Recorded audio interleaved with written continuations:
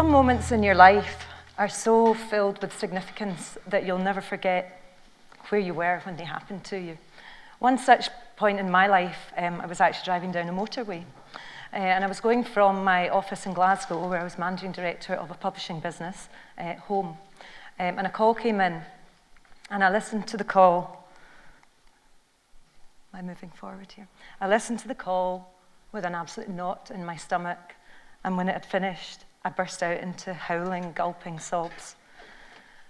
It wasn't that I'd had bad news about a family member or a friend, which is what you might think. It was actually a call from my business bank manager. And he was calling to say that he'd got approval for a loan that meant that we could meet our payroll the next week and that our business could survive for a bit longer. And I'm sorry to say that actually that was probably in the 90s. That's what constituted a good day in my business life. So today I'm going to talk to you about how it took 25 years to make the Drum magazine an overnight success. The origins of the business were not unusual. 3 people with a passion for publishing decided that they would set off on their own venture. Those people were my mother-in-law, who was a journalist by trade, and my now husband, Gordon, and his best friend from school, Nick.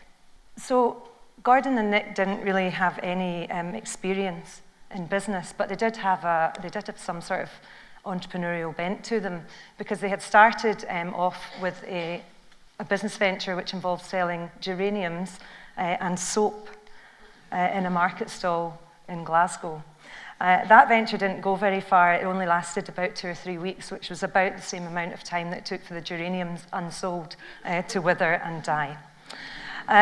So then their next thing that they decided to do was that they would launch a school magazine in competition with the official school magazine, and they sold it for 15 pence to people in the playground, and they sold adverts to the local sweetie shops. So really they basically had absolutely no business experience, and they hadn't even had a job working for anyone else, either of them. And what they didn't realise at that point, I suppose, was that actually Pupils Own was going to be one of the most profitable things they did for the next 2 decades. A bit of a shame, really. Undeterred, they set off to build a publishing empire, which was to cover marketing, media, and advertising for people in Scotland, and that's what they did. Some years later, I was just finishing a degree in mathematics, and I met Gordon, and we married. And then I went to work in the NHS for the next 5 years. And it was at that point that Gordon said, "Why don't you come and join the business?" And so what I decided to do would be to hedge my bets, and I would go half-time. So I'd work in the NHS in the morning, and I'd work at the Drum in the afternoon. What I didn't realise right away was that this job offer didn't actually come with any money attached. So all I did was give up half my salary, which I felt was probably a good thing to do. It was a good thing to change my life. And I went and I worked for nothing for the Drum. It probably was about the right rate to pay me, actually, because I also had 0 business experience, so it's probably the right price. And I also had this weird idea that I would work in this business, my own business, and I would work in the morning and I would play tennis in the afternoon. It didn't really quite work out like that. What I should have really done probably is take heed that to make a small fortune in publishing, you should actually start with a large one. But undeterred, off we went and we carried on. But I can tell you, ladies and gentlemen, that my tennis strokes have not improved at all. I've not really had any time. So I joined the business, and I really loved it at first. And I joined to organise awards, and that went really well, and we built the business. We bought a magazine. Well, actually, what happened next was it became apparent that neither Nick nor Gordon had any head for figures or for planning, and I became managing director after 2 years because of this, when I was aged 29. So we did a lot of things. We bought a magazine, a legal magazine. We got an architecture magazine free. I think we should have thought at the time. There's some reason why we might not want to do that. We also we invented more events, we employed more people, our team got bigger, it got smaller sometimes as well, and we eventually managed to take over our biggest rival that was based in Birmingham. So we had good times and we had bad times, but we also had some absolutely dire times. And it seems to me, looking back, that basically we just lurched from one crisis to the next. We had terrible problems with staff, some that you can imagine, some I'm sure you can't even imagine, and we were always short of cash. We're always living at the limit of our overdraft. And it seems to me, when I look back, you know, we were barely surviving, we were just clinging on. And during that time, I started to become very envious of other business owners. I would look around and I would think, they must know something that I don't know. They must know some secret, perhaps a secret to how not to advance your slides when you don't mean to. I still don't know the answer to that one. But I became quite bitter, and I just didn't understand why they should have success when we didn't. It didn't really seem fair to me. But we were proud. We did make advances, and throughout it all, I think we were very proud that at least we were the masters of our own fate. No matter what happened, whether it was good or bad, at least we were in control of our own lifestyle. However, it seemed to me, though, that we had all the downsides of being business owners, but none of the upsides. And so there was things like we had business loans that were secured in our houses. You know, we had a lot of responsibility for people. And we had a lot of stress and a lot of struggle all the time. And it really wasn't how I had anticipated it. And every now and then I would go to my mum and dad's house, here they are, and I would moan at them, basically. I would just give them all my troubles all the time. They weren't smiling like that when they were listening to it, all I can tell you. And my mum, who's never been a businesswoman, never been in business, but is very wise about lots of things, interrupted my whinging one day and said, "Do you think it might be you?"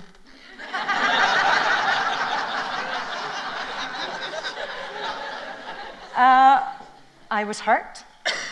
I was furious. I was just outraged at this very idea. I mean, I was trying the hardest I could. I was working so hard. You know, what did she know about it? She didn't know anything. So anyway, a few more years passed, and we carried on the way we were. And I don't really think, when I look back, I think it wasn't about being big-headed and thinking that we knew it all or anything like that. I think we were just oblivious. It was just absolutely oblivious to the fact that there was some underlying thing that was wrong. And we'd had a non-executive director who had been really helpful to the business, but he gave me a bit of advice, which I think held me back, because he said to me, "Oh, see all these self-help books, the only people that they help are the people that wrote them as they sort of coin in the money." And that kind of put me off reading and learning about business, and I wish it hadn't.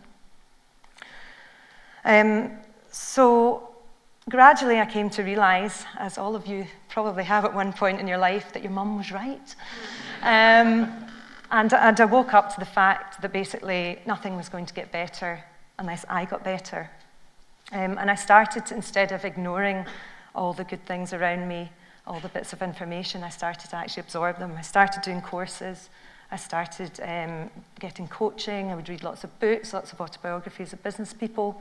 And eventually I came to this book, which is called Think and Grow Rich. And Think and Grow Rich is a book that was published in 1937.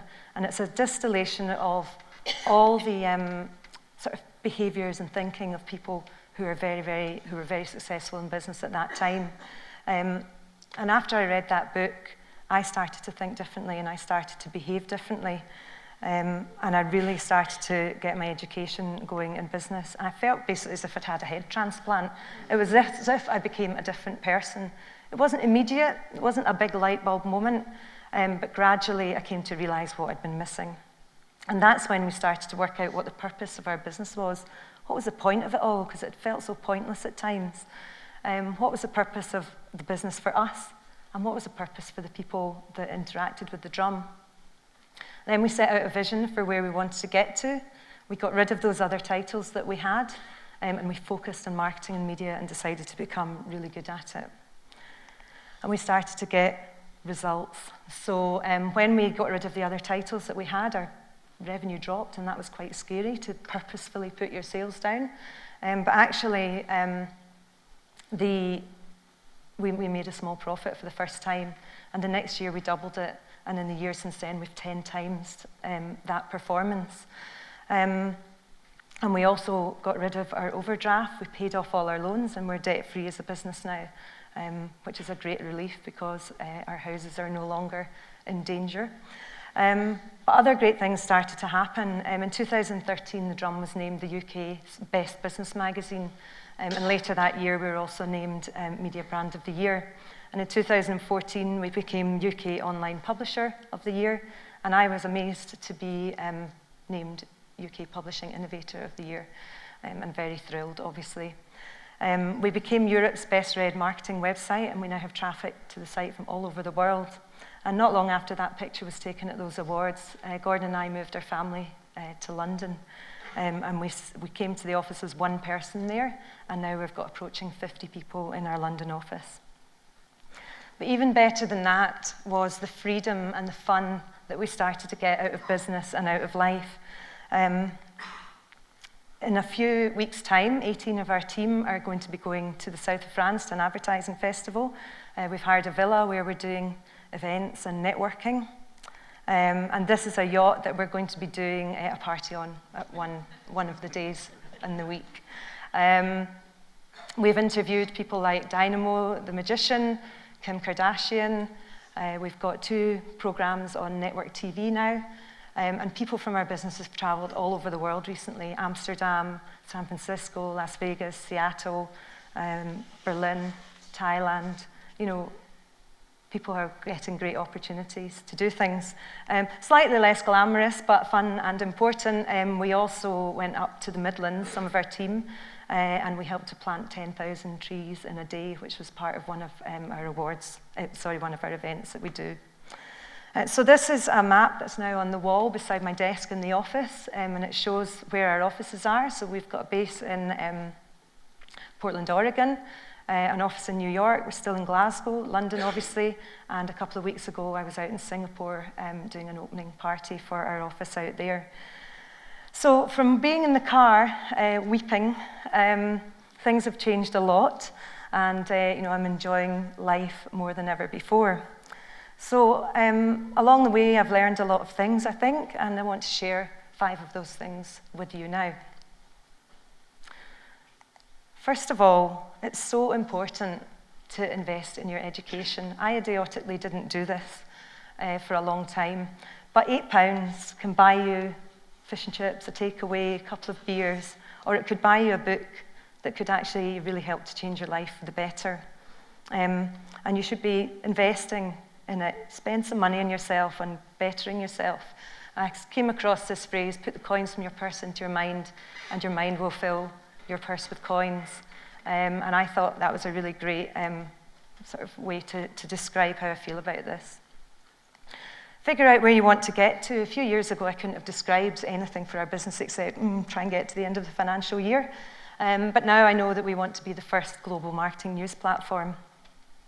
And even if you don't know where you want to get to, if you just open your mind up to educating yourself, some of that idea will come to you. And once you've got that idea, even if you don't know how to get there, it doesn't matter that you don't have a plan. Again, keep your eyes and your ears open, and a plan will come to you. It's really, really important to hang out with the right people. I've got a bit of cheek to say this, given what I've just told you about myself, but stay away from the moaners and the malcontents, because they're just going to bring you down. There's a lot of people, if you're trying to do something special in your life, something big, there's lots of people who don't understand it, they just don't get it, and they'll take pleasure in trying to talk you out of it and say why you're wasting your time and you're working too hard or whatever. So make sure you seek out people who are going to support you and help you and really understand what you're trying to do. Focus on getting great communication skills as well, because no matter what you want to do in life, you can't do it on your own, so you've got to be able to persuade people to come along with you. And I think that great communication skills are part of that. And then finally, just lose any sense of entitlement. I think I felt entitled to something back in the day. And you really have to prove yourself, and you have to improve yourself as well. Nobody is entitled to anything. You have to earn it all. So thinking back to my motorway, it wasn't just the road ahead that looked a bit blurry. I think my thinking was quite blurry as well.